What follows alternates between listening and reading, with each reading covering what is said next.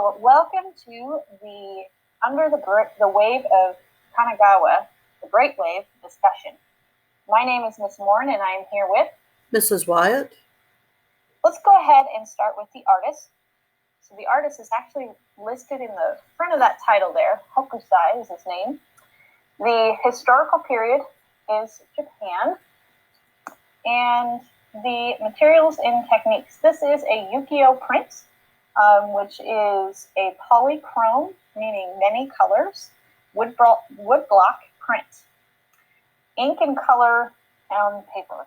So all of that means basically that he carved several blocks of wood for each of the colors that you see in this print, and he printed them, lined them up and printed them one by one to get this one piece. The intended purpose. So it was made as a part of a series entitled 36 Views of Mount Fuji. All of the images in the series feature a glimpse of the mountain, which was a popular image for tourists and trade. This specific piece, The Great Wave, shows the violence and power of nature against humanity's desire to control and overcome it. But some of the other pieces look very different, and we'll talk about more of those later. The patron in this, there would not have been a patron, but the intended audience would have been the people in the Fuji cult and tourists. And we'll talk more about the Fuji cult. And then the tourists would have been Dutch tourists. And we'll talk more about those later. And Mrs. Wyatt will cover that in the questions. Okay, so the first question is, what was the purpose of the series of prints that this image belongs to? So part of it was because of the Fuji cult.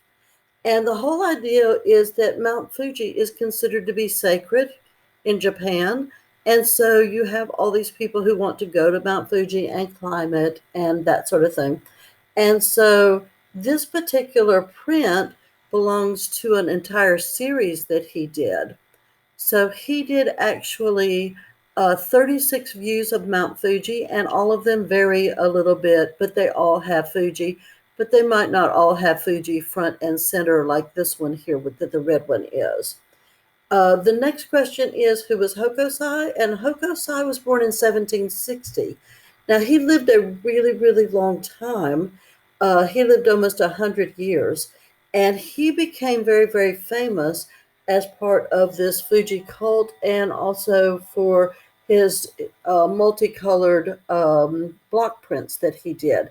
He was very influenced because during this particular time, the Dutch trade became very popular.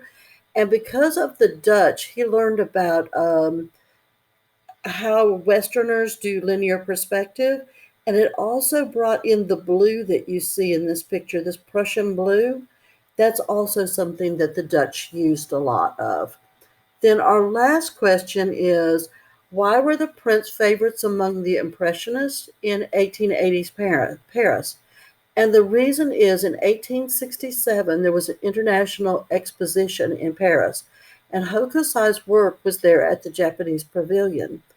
While it was there, they had all these audience come through, and one of the people who came through was Claude Monet.